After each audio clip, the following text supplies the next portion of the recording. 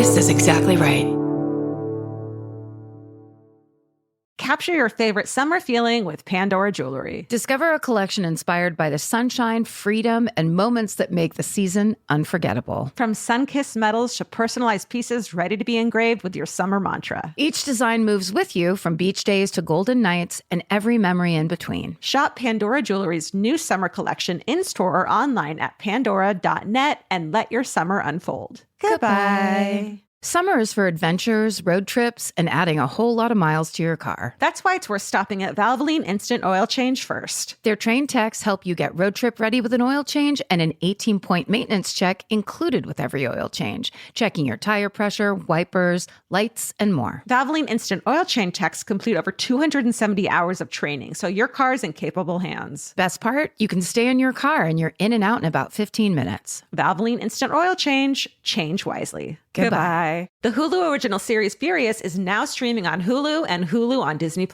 Starring Emmy Rossum as Alice Black, Furious follows a rookie FBI agent on the hunt for Catherine, played by Lola Pettigrew, a mysterious and calculating female serial killer. While Alice upholds justice, Catherine kills for it, terrorizing the rich and powerful men of New York in her pursuit of vengeance. With secrets that change everything, Alice discovers there's a thin line between hunter and prey. Watch the Hulu original series Furious.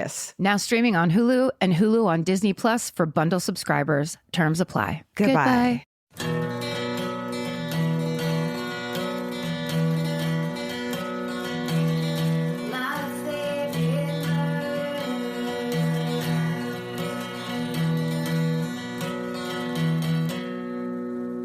Hello. And welcome To my favorite murder. the 6th anniversary episode. Oh my God. What? What? What have we been doing for the past 6 years? 6 years just bullshitting around with some vocal fry? How Dude. dare you? So many things have happened in the past 6 years. Life-changing, mundane, amazing, kind of cool, very cool, A etc. pandemic. A pandemic. There's that. There's that one too. You know, so many memories. It's been a real ride. That's Right. for sure. Yeah. I feel like we're going to look back on this in 6 more years and be like, why did we do this another 6 years? And then be like, talk to me at the year 10 anniversary. Yeah. Yeah. Oh, wait, no, that would have been year 12. Right. But who's counting? I think not counting is the key, Yeah. right? I never pay attention to anniversaries. My mom just texted me, your brother's birthday is tomorrow. Like, I cannot get anyone's birthday, even my nephew's. I'm just so bad at that. Vince and I have to like pull his wedding ring off and look at the date inscribed in it to know when our wedding anniversary is. Well, it's good that you got that done. Then you can, that's, at least you know yourself well enough to be like, I need this reminder. It's who I am. Yeah. Who cares? I don't give a shit. You're thinking about other stuff. Do you know what? I celebrate every fucking day. Like, it's Father's Day. That's what my dad always says. Every day is Father's Day when your grown kids want to talk to you. when you actually still communicate Right. with your father. Yeah, Right. it's a true celebration. I mean, that is the way to live. That's the way to be. Truly. How are you being? How are you living? How are you dealing? I'm still a little bit on vacation, so I'm doing really good. I'm really happy for you. I'm like, for 2022, I feel the difference. I'm insisting upon feeling a difference. I think there can be a difference. I don't think we have to be the victims of our circumstances. I think we can get proactive in even just the way we approach everything. But that's easy for me to say because I get to smell the salt air every day. So When you showed me the view from the balcony where you're staying of the beach and the palms swaying in the tree and the palms swaying in the trees. yeah, I'm at a very special resort that's there's trees planted inside palm trees. Look, it's a Dr. Seuss resort. It's fucking all kinds of crazy things are going on. It's called the Lorax, and we all just hang around with Starbelly Sneeches and we get it done. I love it. No, I mean, I think things have been so stressful for every person on the planet that the trying to be every day is Father's Day with your attitude is you got to keep it in front of mind. Yeah, for sure. Like how grateful. You know what really helped me in the past like week is talking to my therapist and being like, I have this to-do list and it makes me want to take a nap. I can't fucking deal with anything. I can't do any of it. And she was like, why do you think you have to do it all at once? Mm-hmm. And it's so like, this is so simple, but I did 1 load of laundry instead of the 3 that I had to do. And I fucking did it. And it took me 2 days of turning the dryer back on and turning the dryer back on. Yep. But I did a load of laundry and it was fucking fine. I don't have to do it all at once. No, 1 a day. Yeah. I heard that's called, it's paralysis by analysis, where you just get to, or perfectionism. You just get to, if I can't do it all, then I shouldn't do anything at all. And that's not it. You got to chip away. Yeah. Chip away. Paralysis by what? Paralysis by analysis, which means you just overthink. It's another way of saying overthinking. Got it. I like it. Instead, we're chipping away like little chipmunks. Aww. Chipping away. Aww. That's how we got to 6 years. That's right. Right? Week after week, just 1 week at a time, panicking about the next week constantly. Yeah, that's sure. Yes. But hey, isn't that the zest of life? The panic. We have to add writing a book now? Great. Let's do it. Oh, we're doing why tour not? In Sydney and Australia while we're writing a book? Great. Pile it on. Yes. The answer is yes.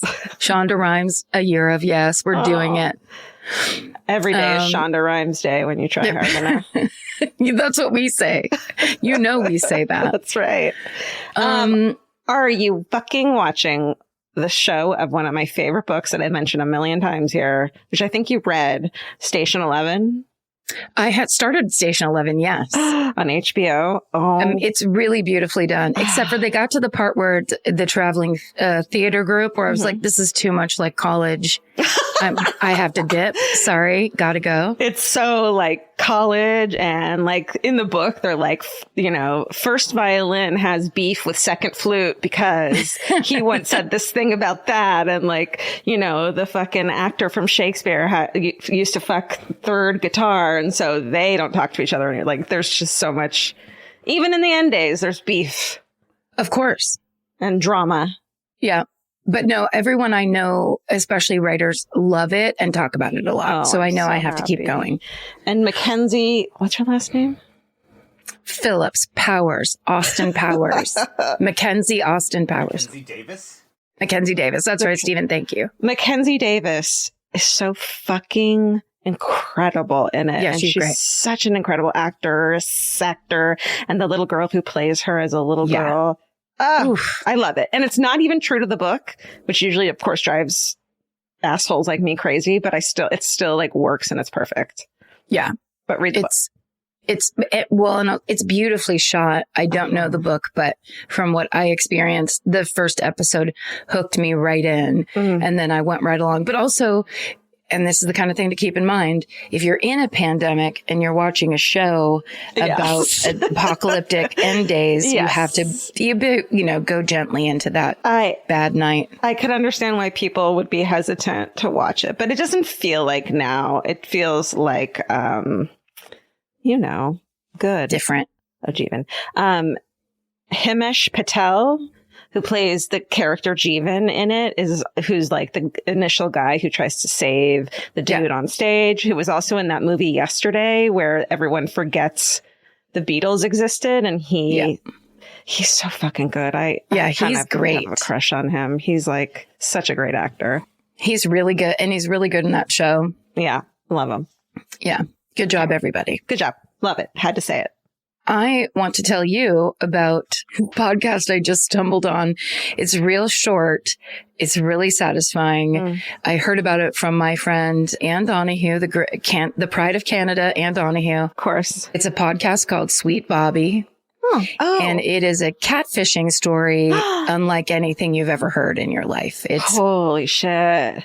It's really something, and you have to listen to it. And it's the host is Alexi Mostros. I hope I'm saying his name right. It's really great. What's the can you give us a brief? I know you probably don't want to do any spoilers, but like a little giveaway.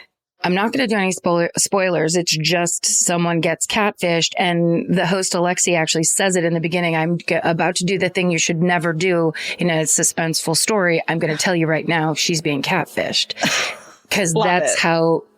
Not even that. That's not the shock.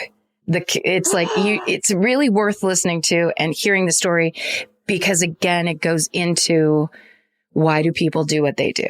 It reminds me of like watching a TV show in the pandemic about a pandemic, and that would be hard. But I'm so afraid of catfishing that it's almost like hard to watch a catfishing or listen to a catfishing story. Horrible. It's your most vulnerable. You think, whatever it is, you think you're falling in love with a person who isn't that. That's everyone's fear. Yeah. Like, we all have trust issues in whatever way. And that's that kind of thing where they're telling you everything you want to hear, and you think, this is it. I've finally met this person. And that's not even a real person. I love the stories that we're all coming to, like all of us kids who were raised, you know, who grew up in the 90s and early 2000s at the beginning of having like real access to the internet, and realizing that our best friend from Florida, who we used to chat on AIM with all day and all night because they were just like us, was not a 14-year-old girl like you who just wanted to escape her small town. It was a creepy fucking dude. Yeah. Oh, sorry. Belinda doesn't exist. Yes. I mean, I never had to experience that. I was so past that. I was too old for that kind of growing up online thing. Yeah. So this story to me is even more shocking, because it's like, oh, Jesus Christ. Yes. Like, this is, yeah. Okay. What's it called again? It's called Sweet Bobby. Okay, I'm listening right now. Really good. Goodbye. Hey, Karen, do you know the podcast, Do You Need a Ride? It sounds familiar. Well, this week, the incredible hosts have none other than Gareth Reynolds of podcasting fame from the Dollop podcast on. And God, I freaking love that guy. He's so funny. He's a real gem. He's very good at podcasting. Yeah. There's also This Podcast Will Kill You. They're covering endometriosis this week. Such an important topic. And then Bananas has an Exactly Right crossover episode this week by having the guests be Alex and Elizabeth from the True Beauty Brooklyn podcast, which is also on Exactly Right.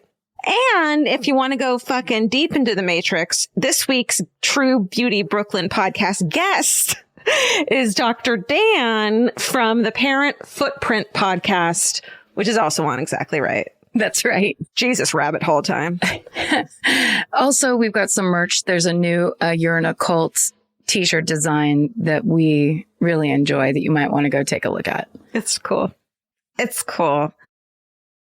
Buying clothes is easy. That's why everyone's always doing it. But finding clothes you actually want to wear is the hard part. Get all your favorite elevated essentials at Quince. Quince specializes in effortless, high-quality essentials like ultra-soft organic cotton and premium Mongolian cashmere sweaters. They're beautifully tailored and built to last. And it's not just apparel. Quince also brings that same everyday elevation to everything they offer, from hotel-quality bedding and bath to kitchen staples, essentials, and thoughtfully designed furniture. They work directly with ethical factories, so you're paying for quality, not brand markup. It's so true that they have wonderful items that aren't just clothes. I have like 3 of their 100% mulberry silk pillowcases. I've bought throws from there. I've bought bedding from there. And it is just as great quality as their clothes and super affordable. Upgrade your everyday. Download the Quince app for app-exclusive offers or go to quince.com/MFM.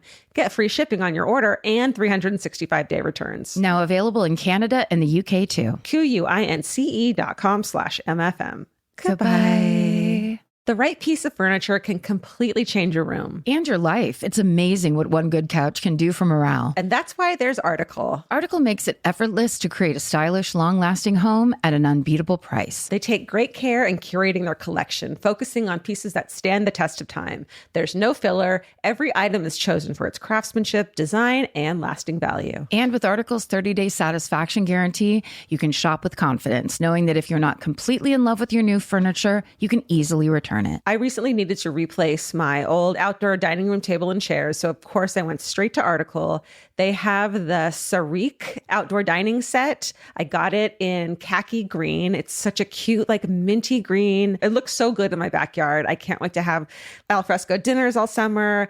You know, we can carve pumpkins on it in fall. It's so beautiful. Article knocked it out of the park once again. Article's offering our listeners $50 off your first purchase of $100 or more. To claim, visit article.com/murder, and the discount will be automatically applied at checkout. That's article.com/murder for $50 off your first purchase of $100 or more. Goodbye. The Hulu original series Furious is now streaming on Hulu and Hulu on Disney+. From Liz Merriweather, the Emmy-nominated executive producer of Dying for Sex and The Dropout, comes a gripping psychological thriller. Starring Emmy Rossum, Furious follows Alice Black, a rookie FBI agent on the hunt for Catherine, a mysterious and calculating female serial killer. It's Alice's first case on the job, and she's already bitten off more than she can chew. While Alice believes justice is achieved through law enforcement, Catherine has lost all faith in the legal system. She's taken it upon herself to terrorize the rich and powerful men of New York in her pursuit of vengeance. As Alice and Catherine's twisted game of cat and mouse unfolds, the lines between good and evil and right and wrong begin to blur. With shocking crimes, tangled relationships, and secrets that change everything, Alice discovers there's a thin line between hunter and prey. Watch the Hulu original series, Furious. Now streaming on Hulu and Hulu on Disney Plus for bundle subscribers. Terms apply. Goodbye. All right. All right. Well, should we get started with our 6-year anniversary episode? Are you ready to do it? Are you ready to show your work 6 years worth? Oh my Let's God. It'll look insane. Okay. I think I go first this week. Okay. And this week I'm covering the murder of Aundria Bowman. Okay. This one I had not heard of it. It's not famous. There's a little famous element to it, but it's a pretty compelling, pretty upsetting story, as they all are. That's what we're here for. Yep. So the sources for this story are the Atavist magazine had an article called The Girl in the Picture by Niall Capello. There's a Fox 17 West Michigan article by Carrie Haringa and Michael Martin. The Holland Sentinel. There's an article by Carolyn Meiskens. There's the Charlie Project Archives. And there's an Oxygen article by Gina Tron about it. And there's an AP article. There's the Wikipedia page of the murder of Aundria Bowman. There's multiple Holland Sentinel articles by Carolyn Muskins. There's a News Channel 3 article by Samantha May. And there is an article by Austin Denian and Angeline McCall for Fox 17 West Michigan. And there's an Inside Edition article with no byline about the murder of Kathleen O'Brien Doyle. So it takes place in Holland, Michigan in the fall of 1988. And 14-year-old Aundria Bowman suddenly starts hanging around school long after the school day has ended. She eventually confides in her teachers that she's actually afraid to go home. So the school staff calls police and social services. And when they question Aundria, she tells them her father, Dennis Bowman, has been sexually assaulting her. So a social worker and a police officer escort Aundria home to confront Aundria's parents, Dennis and Brenda, who flatly deny their daughter's accusations. And they actually explain to authorities, Aundria recently found out that she was adopted and that they believe that this is just a rebellious kind of phase based on learning that information. And she's kind of going through it. So they basically say their daughter's lying and that this is just, this is her rebelling. Now, Aundria's been known as a rebellious kid in the past and that she's run away once before and gone and stayed at her friend's house. So this rationale actually satisfies the police and social services. But that means she was trying to escape her parents. Yes. Again. Yes, exactly. She's not a bad kid. She's fucking leaving her home. She's trying to get out of a horrible situation. Yeah. But I think so. I get it.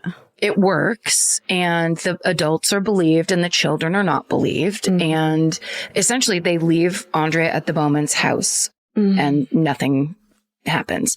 Soon afterwards, the family moves from their house in Holland to a trailer that's kind of way outside of town in Allegan County, Michigan. So then on Saturday, March 11th, 1989, while Brenda's at work, so this is like roughly 6 months later, Dennis Bowman comes home from visiting family that weekend to find that Aundria, who was supposed to have stayed at home to do homework, isn't there. In fact, she's nowhere to be found. Dennis calls Brenda at work to tell her this news. The two then contact the police to report Aundria missing. Dennis says he believes Aundria stole $100 from his bedroom dresser before packing her bag and running away. And the police open an investigation into Aundria's disappearance, and they classify her as an endangered runaway. So we'll talk about her a little bit. Aundria Michelle Bowman, whose birth name was Alexis Miranda Badger, is born on June 23rd, 1974 in New Orleans to her 16-year-old biological mother, Kathy Turkanian. So both Kathy and her 19-year-old husband, Randy, they've left their own like dysfunctional home lives to make a new life together in New Orleans. Kathy's determined to give her daughter a better childhood than the one that she had. But after a few months of raising Alexis as basically a teen mother, her teen husband, Randy, starts cheating on her and neglecting the baby, and it all kind of falls apart. So with no other options, Kathy leaves Randy and goes back to her hometown in Virginia to live with her mother. But her mother doesn't help Kathy with this baby. She's constantly telling Kathy that she can't raise Alexis on her own. And basically, Kathy becomes convinced of that. She's worried her mother's right. So she decides the right thing to do would be to give Alexis up for adoption when she's just 5 months old, in the hope that someone else can give her daughter the life that she deserves. Yeah. So Alexa spends 16 months in foster care until Dennis and Brenda Bowman, who at the time are living in Virginia, adopt her in 1976. And they rename her Aundria Michelle Bowman. And soon after, they move to West Michigan. So then in January of 1988, the beginning of the year where the problems start for Aundria at school, Brenda gives birth to a baby girl named Vanessa, and 14-year-old Aundria is very protective of her little sister, and she spends her free time caring for the baby as if it were her own. And Aundria has reason to be protective of her little sister because in 1980, when Aundria was just 6 years old, Dennis Bowman is arrested for the attempted rape of a 19-year-old woman. Oh my God. This woman tells police that Dennis forced her at gunpoint into a wooded area in West Michigan and threatened to, quote, blow a hole right through her if she didn't do what he said. Luckily, right in that moment, a passing car distracts Dennis, and this woman is able to jump on her bicycle and get away and go to the police. Holy shit. He's arrested the same day, and this woman immediately identifies him in a lineup. Dennis ends up cutting a deal with the prosecutors. He pleads guilty to assault with intent to commit criminal sexual conduct, and he's sentenced to 5 to 10 years in prison. He serves the minimum of 5 years. He's released in 1986, and he's still on parole when Aundria disappears in 1989. So rumors swirl around town that Aundria had been potentially, allegedly physically abused at home.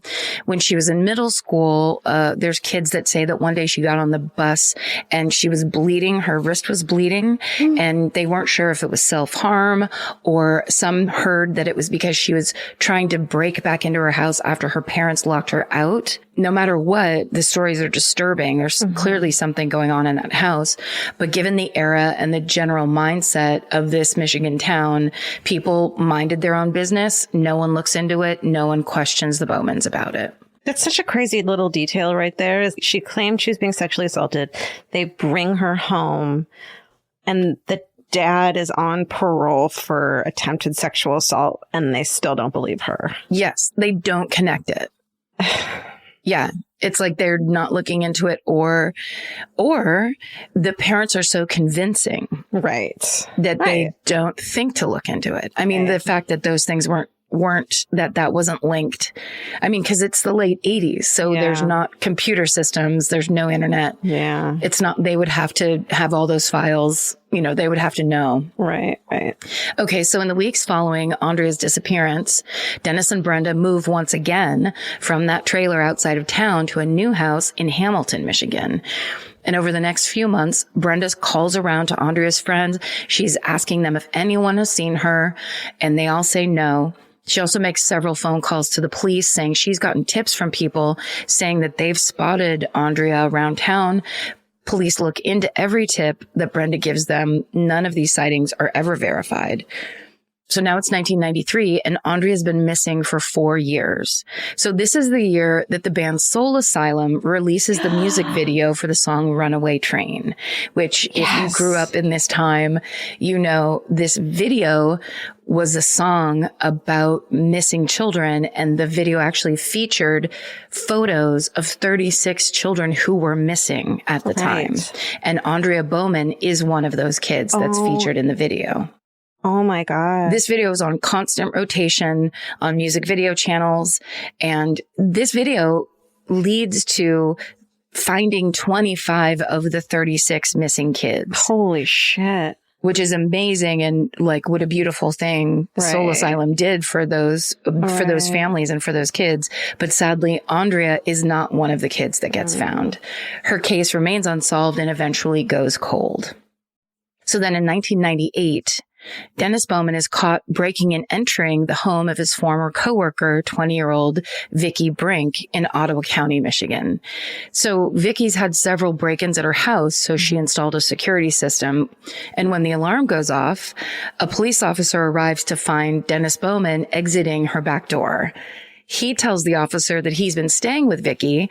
The officer believes him and lets him go. Yeah. No, without even asking her? You know, I don't know if she's not there. It seems like she's not there. So it takes a second. That's what I'm saying. Yeah. So when Vicky tells the officer Dennis is lying, they go to Dennis's home. They search his property. They find a duffel bag containing Vicky's stolen lingerie, a black sweatshirt, a mask, and a short-barreled shotgun.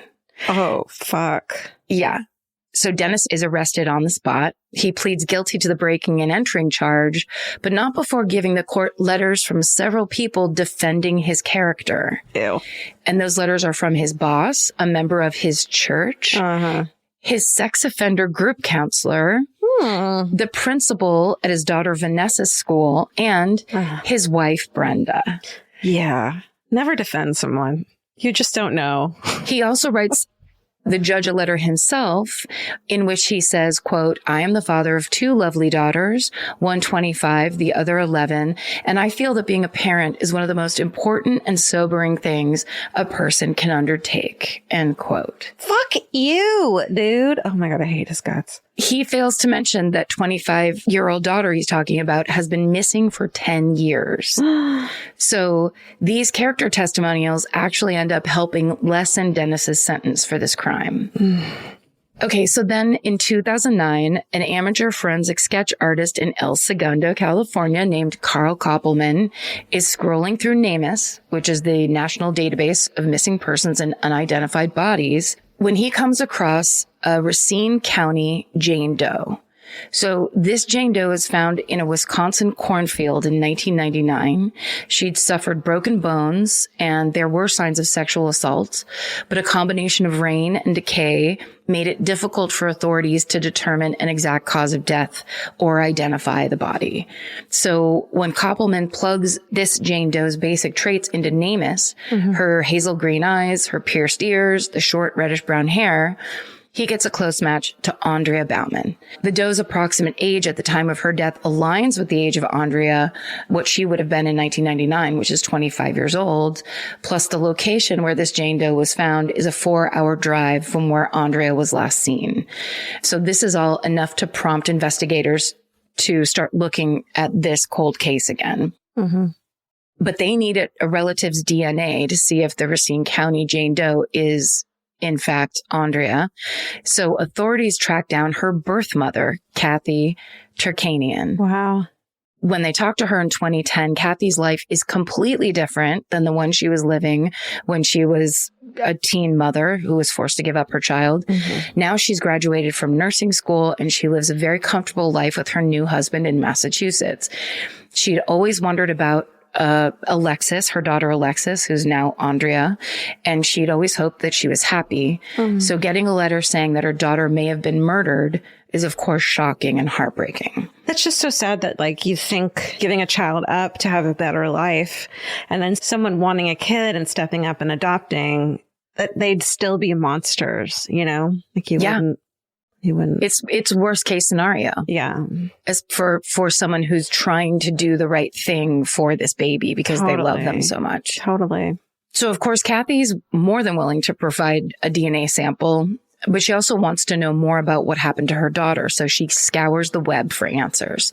And she sets up a Facebook page and a classmates.com page for Aundria to gather information. And she and Carl Koppelman end up connecting through that classmates.com page. And as Carl and other amateur detectives interested in Aundria's case provide more information about the Bowmans, Kathy decides to submit a Freedom of Information Act request to learn more about Dennis Bowman's record, essentially.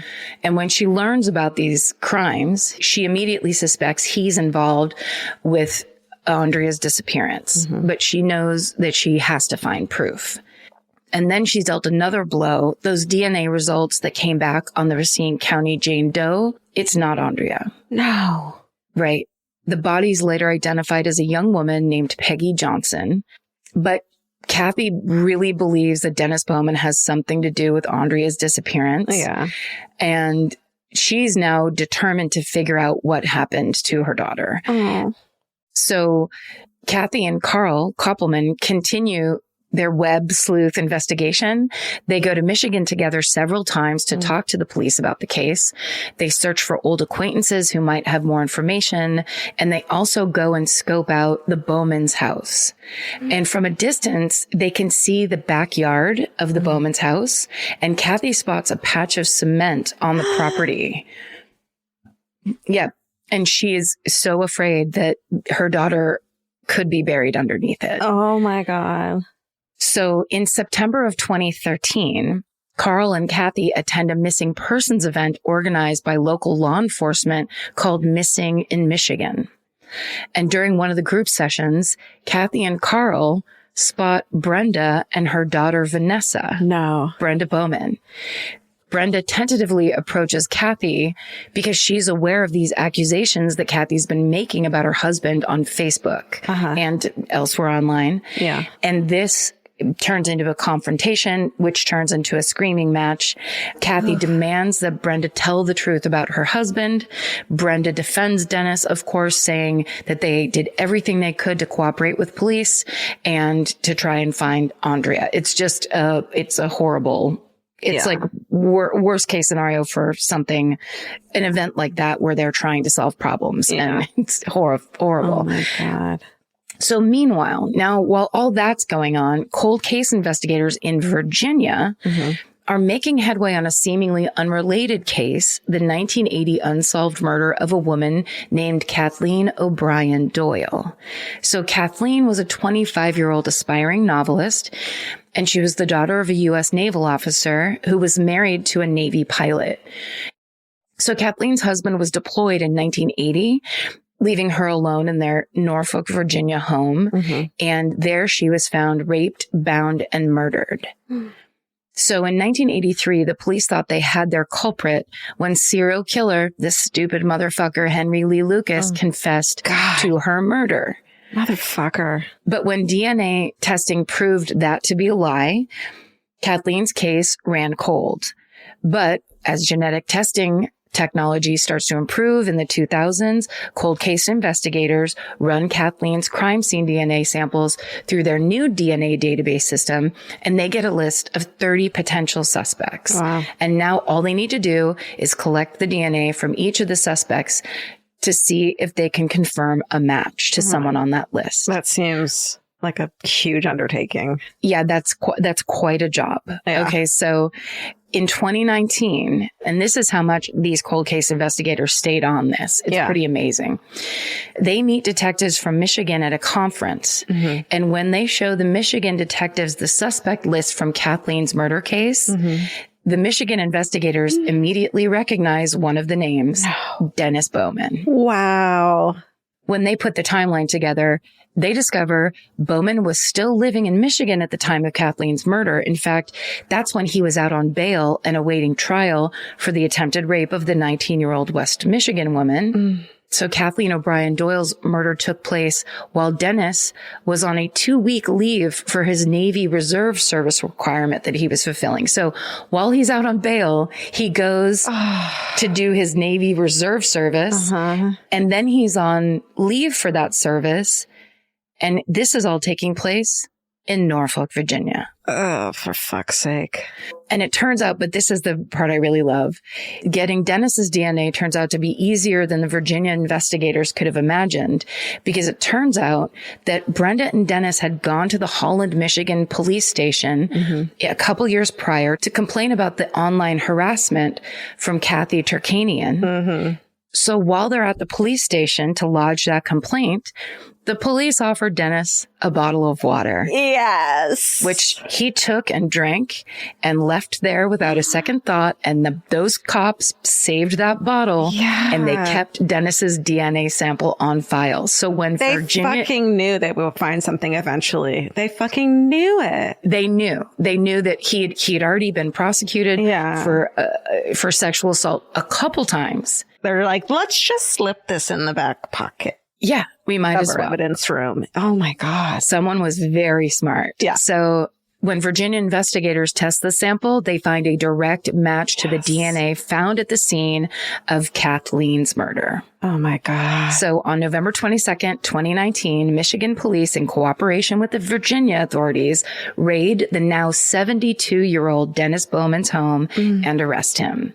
And he admits to Kathleen's murder, but he claims he only meant to rob her. But when he saw her there, she surprised him and he decided that he had to kill her. It's her fault for surprising him. Right. Yes, exactly. He was so innocent as that he was only going to rob her, even though he has a history of assault and rape. Fucking piece of shit.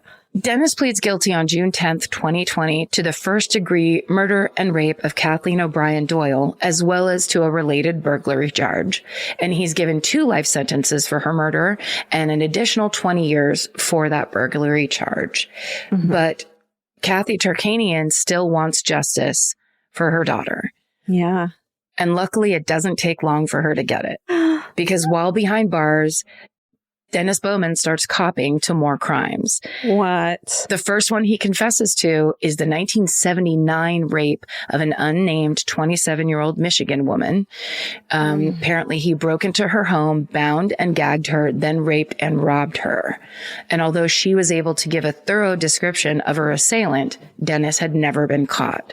And then sometime around December 2019 or January 2020, in a written confession as well as in a phone conversation with his wife, Brenda, Dennis finally admits to killing Aundria. Yep. He claims, he claims it was an accident. His story is that when he came home on March 11th, 1989, Aundria threatened to tell more people that he had been molesting her. And they argued. And in the heat of the moment, according to Dennis, he slapped her, knocked her down the stairs. And in that fall, she broke her neck. So then, because he was afraid of the authorities, of course, he takes his daughter's body to a remote barn, dismembers her, and burns her clothes. Then he hides the remains under a tarp until the Bowmans move into their new home in Hamilton, where he buries her remains in the backyard and covers her grave with a thin layer of cement, which is the exact same slab of cement that Kathy spotted and suspected was the site of her daughter's burial. She was right. Kathy was right. Oh my God. So when police dig up the cemented area, they find human remains. And when they run DNA tests, it is confirmed that the remains are Aundria Bowman's. And Brenda Bowman is completely shocked by this discovery. Truly, she had no idea that her daughter's remains, her adoptive daughter's remains, were buried in her own backyard for nearly 30 years. So this woman who was defending her husband, who was trying, thinking that she was fighting the good fight, and that it's so sad. So the first hearing for Aundria's murder takes place February of 2021. So basically Holy a shit. year ago. Yeah. Brenda admits that when Aundria was alive at this hearing, she admits that Aundria confided in her that Dennis was molesting her and that she didn't or couldn't believe what her daughter was telling her.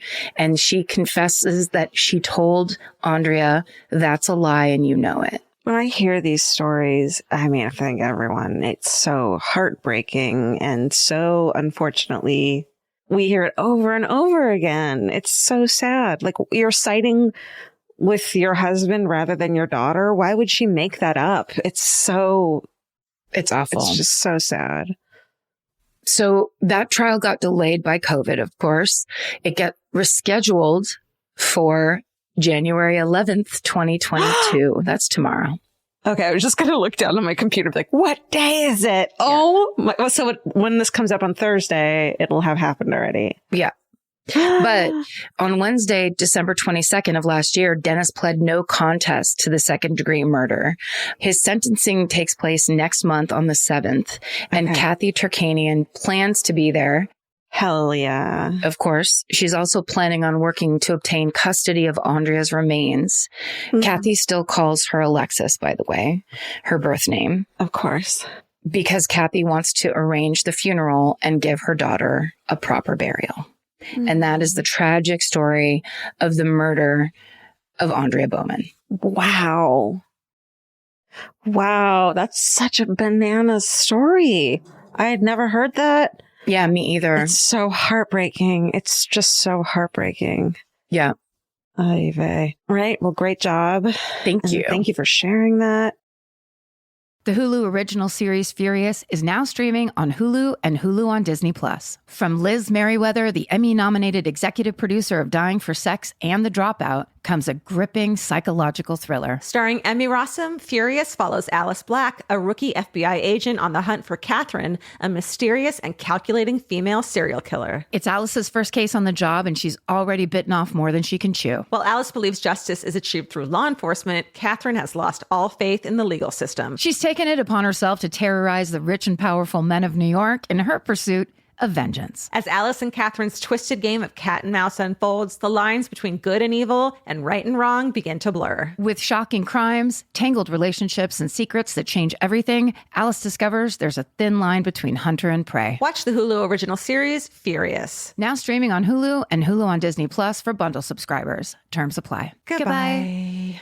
Grocery shopping seems like it should take 20 minutes. And then 2 hours later, you're standing at the checkout with a frozen pizza and 6 different types of chips. Lucky for you, there's Hungry Root. Hungry Root is like having your own personal shopper and nutritionist all wrapped in one. They'll take care of the weekly grocery shopping and recommend groceries and meals tailored to you. Once you tell them about your goals and preferences, they fill your cart with personalized recommendations. And those recommendations get smarter as Hungry Root learns more about what you did or didn't like. Most of Hungry Root's recipes can be made in just 15 minutes or less. You can't get any easier than one pan shakshuka. I've always said that. Yeah, I love the convenience and also the fact that I don't have to go park anywhere. Thank God Hungry Root's around to help us shop and help us build really healthy and delicious meals. For a limited time, get 40% off your first order, plus get a free item in every box for life. Go to hungryroot.com/MFM and use code MFM. That's hungryroot.com/MFM, code MFM to get 40% off your first box and a free item of your choice for life. Goodbye.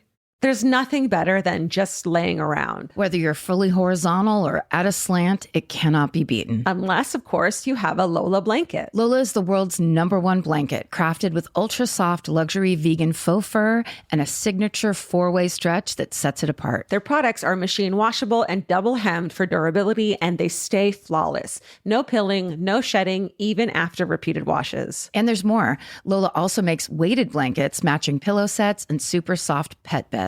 Lola is a great go-to gift. It's personal, beautiful, and something your loved ones can actually use every day. For a limited time, our listeners can get 40% off select Lola Blankets products with code MFM at checkout. Just head to lolablankets.com and use code MFM to get 40% off your order. After you purchase, they'll ask you where you heard about them. Please support our show and let them know we sent you. Wrap yourself in luxury with Lola Blankets. Goodbye. Okay. Well, let's take a lefty, shall we? Okay. And Yes. go to one of the topics I like, which is the where it came from things. And this is the history of the insanity defense. Cool.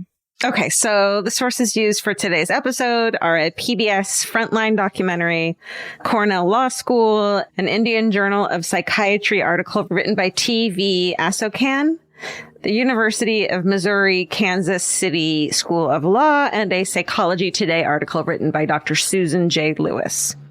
So we hear, Karen, I'm sure you know about the insanity defense a lot in true crime and on TV shows and movies, but only 1% of all defendants ever plead not guilty by reason of insanity, which is tiny, and only 25% of those defendants are successful in using the defense. So what exactly is the insanity defense? Well, according to Cornell Law School, when a defendant uses the insanity defense, they're admitting to the crime but are asserting a lack of culpability based on mental illness. And it's an excuse rather than a justification defense. So the idea that someone shouldn't be held responsible for their actions due to their mental state, aka the insanity defense, has been around since the 1500s, but it wasn't until the 1800s that a court actually came up with a test on how to determine a defendant's insanity. In 1843, a Scotsman named Daniel M'Naughton, so it's M''Naughton, which is confusing. That's a new yeah. kind of name. Sure. You put an apostrophe in your name, you're fucking fancy as shit, right? It's like they're not going to bother with that little C. M'Naughton. He's on trial in England for the murder of Prime Minister Sir Robert Peel's secretary, Edward Drummond. M'Naughton's attorney tells the jury that he should be acquitted because he's insane and has been for years. They tell the jury that 2 years prior to the murder, M'Naughton told the police that the Tories were harassing him, that they followed him everywhere he went, and he said that they, quote, do everything in their power to harass and persecute him, and that they wanted to murder him. An entire political yes group is harassing him. This one man. Yes. Okay. So obviously that's not true. He's having, delusions.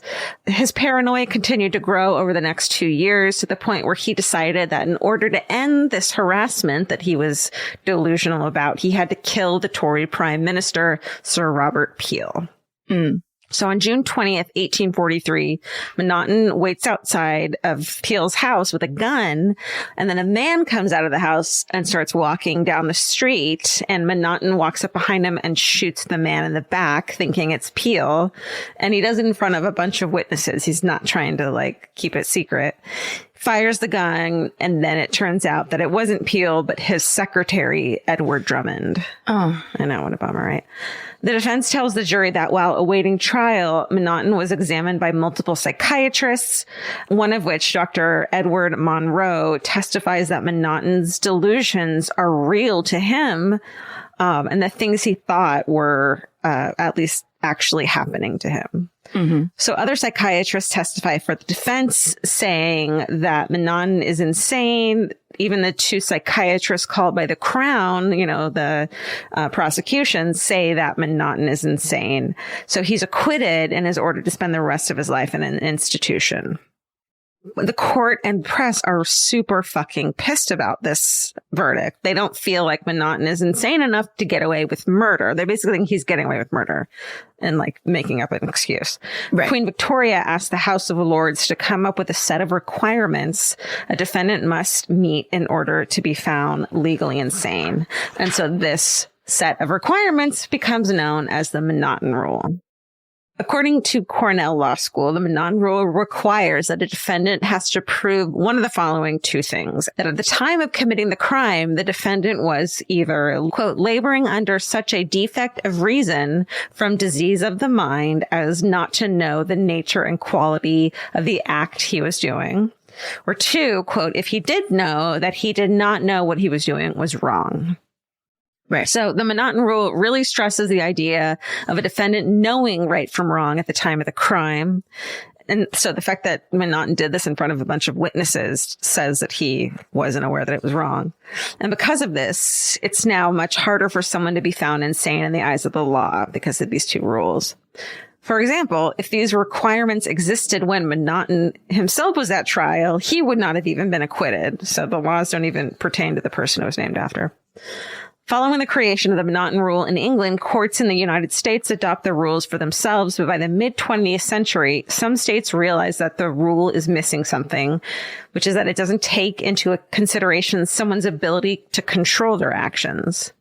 At the time, the defendant may know right from wrong, but they are not able to stop themselves from acting. So if that's the case, then there's nothing in the M'Naughton rule to allow the defendant to be acquitted. So to take care of this issue, some states started using an irresistible impulse test. In addition to the M'Naughton rule, this test basically boils down to the simple question of, would the defendant have committed the crime even if there were policemen standing at his elbow? Mm-hmm. If the answer is yes, then they should be acquitted. So after a couple iterations of like rules and laws that are changed, federal judges order that the M'Naughton rules be replaced by the Moral Penal Code, or MPC. So the American Law Institute published the MPC rule, which basically combined the M'Naughton rule with the irresistible impulse test, then added in the medical and psychiatric angle. It says that a defendant cannot be held criminally responsible if at the time in question, quote, he lacks substantial capacity either to appreciate the criminality of his conduct or to confirm. Sorry, that's boring. Who cares?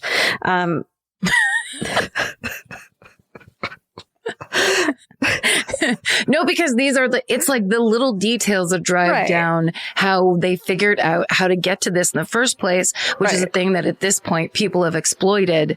But in the beginning, it had these really good intentions. It's also that people exploit it, but people also are like, when it actually works, people don't believe it. Yes. Which is like, well, there's actually like really strict rules to use it. So if it does happen, then you should believe it. It's not like they're fucking letting any asshole use it. Right. Completely. And you know what it makes me think of too is the Sacramento vampire. Right. Richard, what's his name? Where he thought his insides were, he was truly, he had gone, as my mother used to love to say, organic in the brain. Like the reality he was living was not the reality we were all living. And he was doing things that made sense in that very screwed up world that his brain had been showing him. Totally. He believed what he was having delusions about 100%. I feel like the same thing, and a lot of people argue with Andrea Yates, which is we would never cover that. It's such horrible. And it's what she did is horrendous, but based on what we've read, she was not in her fucking sane mind. And also this is that extreme postpartum, a thing that never gets talked about, of course, because it happens to women. So it's in 2021 where people finally start actually talking about, yes, this has happened to me. The ultimate shame is that you're not a good mother. So totally. Or like, you're not also like, I love being a mother. It's the best, everything about it. And it's like, no, everyone knows it kind of sucks for the first year. Or do they? I don't know. Just me? It's just me. Sorry. That's your personal theory. That's your personal delusion. It is my personal delusion. Okay. Substantial capacity. Blah, blah, blah, blah. Around half the states adopt some form of the MPC rule, while the other half continue to use a form of the M'Naughton rule. Then everything changes again on June 21st, 1982, when a jury acquits John Hinckley Jr. after he attempted to assassinate then President Ronald Reagan. So just a really quick recap. On March 30th, 1981, President Reagan, and there's fucking film of this, right? Yes, crazy. I've seen it. It's crazy. Yeah. He's leaving the Hilton Hotel in Washington, D.C. He's just spoke at a conference, so everyone's fucking just living their lives. Hinckley was in the crowd and was able to fire 6 shots at Reagan before he was knocked to the ground. And none of the bullets hit Reagan directly, but one ricocheted off the presidential limo and struck him in the chest, puncturing a lung and causing internal bleeding. Reagan almost died, but was saved during surgery and released from the hospital almost 2 weeks later. What's weird about that is I didn't realize he was hit. I thought he walked away from that like our friend Gerald Ford and all the times people tried to assassinate him. I think what happened, because I think what happened was they don't think he's hit. He gets in the car and they drive away, right? And like he feels some pain, like a sharp pain in his armpit. Oh, and they wow. realize like they didn't even know he was hit until he was like, "What's this?" and pulls his jacket up and there's like blood. Crazy, right? Yeah. So during the attack, 3 other people were shot. Police officer Thomas Delahanty and Secret Service agent Timothy McCarthy. They're wounded. They make full recoveries, but sadly, press secretary James Brady is permanently paralyzed. Yeah. So at Hinckley's trial, the jury was told that Hinckley was insane at the time of the attempted assassination. He was suffering from delusions where he believed Jodie Foster, actress Jodie Foster, was in love with him. Years prior, Hinckley had become obsessed with Foster after watching the movie Taxi Driver, which obviously it's about Robert De Niro trying to save Jodie Foster's character, a 12-year-old girl, from being sex trafficked. And at one point in the movie, De Niro's character tries to assassinate a U.S. senator who's running for president. And so Hinckley starts stalking Jodie Foster after this, follows her around, writes her letters, even was able to call her. And when she said she wasn't interested, Hinckley decided he needed to become famous to get her to fall in love with him. And that's when he decided to be like De Niro's character and assassinate a politician. Following Hinckley's acquittal, the public is fucking outraged. You know, obviously you can't fucking assassinate a sitting president. They think that Hinckley's found some loophole in the system, and they refuse to believe that being obsessed with an actor is the same thing as being insane. Many politicians and members of the public call for the insanity defense to be abolished. On the other side, psychiatrists say it shouldn't be abolished, just revised. Because obviously there's people who truly need it, and so it needs to be in place. And Hinckley qualifies old school style, where if there was a cop at your side, which he was shooting into a crowd of cops. Literally. That's a very interesting point. Yeah. Also, and here's my other point that's not really related, but one of my favorite band names of all time is Jodie Foster's Army. Have you ever heard of that band? No. JFA. I wonder if they were Bay Area, but they were, I'm sure, punk. And it was the first time it was like JFA stickers everywhere. And then I saw that it was Jodie Foster's Army. And I was like, I don't care what kind of music they make. This is my favorite band of all time. Oh my God. Let's get t-shirts. Yep. Wear their t-shirts to their concerts. Okay. In 1984, Congress answers the call to what the fuck do we do about this with the Insanity Defense Reform Act, where a compromise is made. So the insanity defense isn't abolished, but it does become more strict. The MPC rule's thrown out. M'Naughton rule is put back in place. This guy, man, fucking historic. He lives. Yeah. In addition, a defendant can still present evidence of a mental disease or defect, but now he has to also prove that it is severe. So like, I can't go in and be like, I've been in therapy since I was a kid, therefore I didn't know what I was doing when I killed someone. Like, that doesn't work. At the time of the murder, you have to be totally, etc. However, a defendant can no longer use irresistible impulse as part of their defense. A few other revisions are made. For example, so the prosecution had the burden of proof before to prove that the defendant was sane. So it was their job to be like, blah. But now the defendant has to prove that he was insane at the time of the crime, which is probably a lot harder or a lot, Here's an example of the insanity defense being used and working, the case of Lorena Bobbitt. So you know this. So on June 23rd, 1993, in Manassas, Virginia, in the middle of the frickin' night, Lorena Bobbitt, who's 24, cuts off the penis of her sleeping husband, John Wayne Bobbitt, who's 26. Oh, you're cringing. It's very upsetting. Yeah. I hate this story so much. I know. Life was salacious in the 90s, Well, and also it was the kind of thing where then it became this Howard Stern topic, and it was like every joke, and you couldn't get away from it. Yeah. And it's really, if it were a man doing that to a woman and people were making jokes like that, people would go insane. So that whole idea that it's funny if it happens to a man is really gross, I think. Right. And it's like, it came from a traumatic event. So that's not humorous. The whole thing is an issue. Totally. So after she did that, she flees the scene along with the severed penis, and she later tosses it out the car window while driving along a highway in Virginia. She says she did it because her husband, John Wayne Bobbitt, emotionally, physically, and sexually abused her during their marriage and had even forced her to have an abortion. She also claims that her husband raped her on the night she cut off his penis.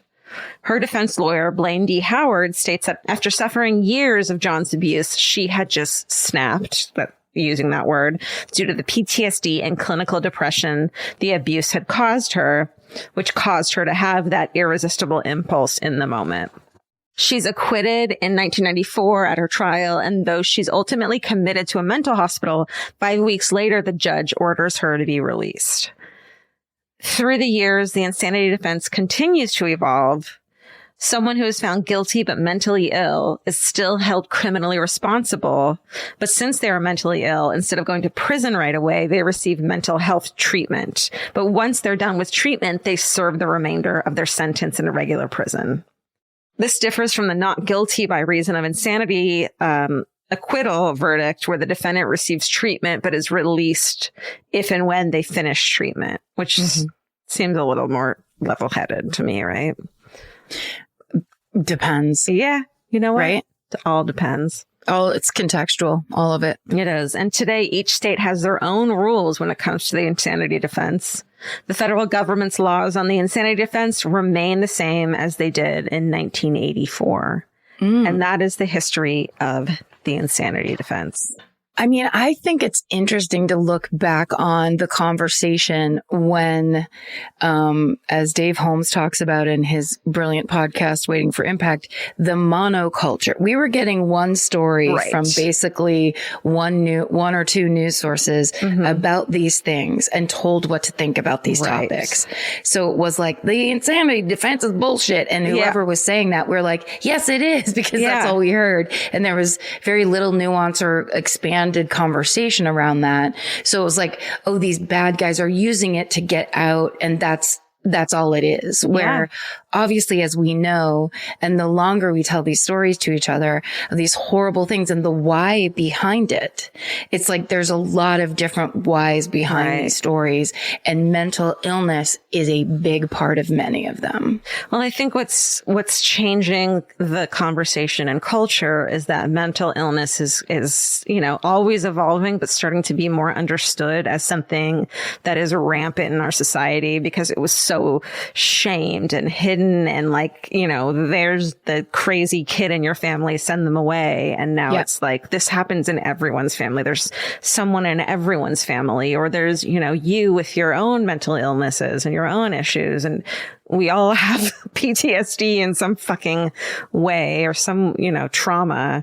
And it's, I think, hopefully we're being a little more empathetic these days. But then also, once that's part of the conversation too, then it's like, so then we can say, like, the thing that happens a lot where it's like, right, you know, this person went through trauma and that's the rationale behind these crimes. Right. Except all the other people who also went through that trauma do not kill. Right. Therefore, we need to really process this in a different way. Like, I think that the fact that people are able to speak up and be like, I never did that, and I went through the exact same thing. So that can't be the excuse. And we can't pretend that these are these, you know, like, this people going through family trauma is always this very specialized experience, when in fact it's common, and lots of people take responsibility and or get help.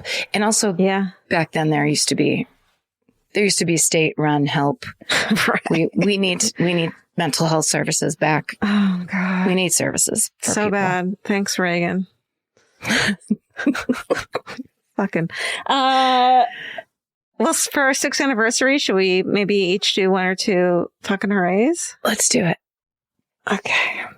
Great job, by the way. Oh, I think that's really interesting. I think it's like, all those kinds of things. I always want to know more and more about them. Thank you. Okay, this one says, hey, y'all, are we still doing fucking hoorays? Well, if not, I'm still telling you this because it's awesome and we all need some hope. Hell yeah. Hell yeah. I work a side job where I'm a princess for parties and marketing events. Fuck yes, write a memoir, please. And I got the opportunity to work with a local pediatric cancer organization recently. About a month ago, I visited a little girl sick with a rare brain cancer, and they weren't really sure how much longer she'd be with us. Well, this last week, I was invited back to see this brave, strong, incredibly smart princess to help her celebrate her 5th birthday. Not only did she beat the odds and make it to 5, but she started walking for the first time in a long, long time. A lot of things may suck, but she inspires me to keep going. Because if she can, I sure as hell can. Carolyn. Nice, Carolyn. Princess Carolyn. Beautiful. Okay, this one, there's no name on this. It's from the Gmail inbox. And it says, my fucking hooray is that after being stuck in my hometown and my mental health suffering because of it, I finally found a job on the East Coast and moved. I left my very supportive family and my equally supportive job of 7 years. Everyone I came across agreed that I needed to move so I can grow. Even though I'm not prepared to deal with what a real winter looks like, I'm excited to explore new places, meet new people, and most importantly, keep pushing myself to grow into the person that I want to be. Thank you, ladies, for being an inspiration to try a new kind of lifestyle. I have chills. Yeah. Oh my God. It's so true. It's so true. They're doing it. You have to grow. It's great. Yeah. You got to do it. You got to do the scary stuff. You're a little, what do they say? That it hurt, that thing where one day it hurt more to, forget it. To stay small. Then it Something like that? To grow. Yeah. You know, that old, That you just sew that on a pillow and it just kind of fades off. Just the thread starts unraveling as you get to the last word. The W isn't on there all the way. You're just like, you know, that thing where they say, Murderino Kelly Swig, who does all those cool, like funny graphics for us that I put up on Instagram. She'll make a good little stitchy pillow. She always does. She's very funny. Guys, 6 years. thank you so much for being with us this whole time. We would not be here without you, literally. Yeah. And thank you so much for your interest, your support, your feedback. You made us who we are. Yeah, we appreciate you, and we'll keep doing it if you keep coming back. It works if you work it. Yeah, you got to show up, and then we'll keep doing these. Yeah. Thank you for everything. Stay sexy. And don't get murdered. Goodbye. Elvis, do you want a cookie? This has been an Exactly Right production. Our producer is Hannah Kyle Crichton. Associate producer, Alejandra Keck. Engineer and mixer, Steven Ray Morris. Researchers, Jay Elias and Haley Gray. Send us your hometowns and your fucking hoorays at myfavoritemurder@gmail.com. And follow the show on Instagram and Facebook at My Favorite Murder and Twitter at My Fave Murder. And for more information about this podcast, our live shows, merch, or to join the fan cult, go to myfavoritemurder.com. Rate, review, and subscribe. The best time to think about home security is before you need it. That's exactly why there's Simply Safe. Traditional home security only alerts you after a break-in has already happened, and that's too late. Simply Safe is changing that. Simply Safe's US-based live agents identify threats on your property and help deter them so intruders never get to your house. The system is customizable so you can build one that fits your home and your specific needs. The 24/7 professional monitoring is effective and affordable and won't lock you into a long-term contract. I think that's what's so scary for so many people is that long-term contract. And like, what if it turns out you don't like it or need it, but they don't have that because they know you'll like it and you'll know that you need it and feel so much safer when you have it. Like at this point in my life, I would never go without a security system on my house. I just feel safer with actually having Simply Safe around. There's a whole staff at Simply Safe that's waiting to talk to you and help you out. Right now, you can get 50% off your new system by visiting simplysafe.com/MFM. That's half off at simplysafe.com/MFM. There's no safe like Simply Safe. Goodbye. Vacation planning should feel like a breeze, not a deep dive into countless travel sites searching for the best deal. With Cheap Caribbean's Budget Beach Finder, you can search every destination and every date all in one search. You'll save time and money with the Budget Beach Finder. Say goodbye to endless scrolling and tab hopping, and hello to budget beach bliss at your fingertips. Go to cheapcaribbean.com to try out the Budget Beach Finder and see just how stress-free vacation planning should be.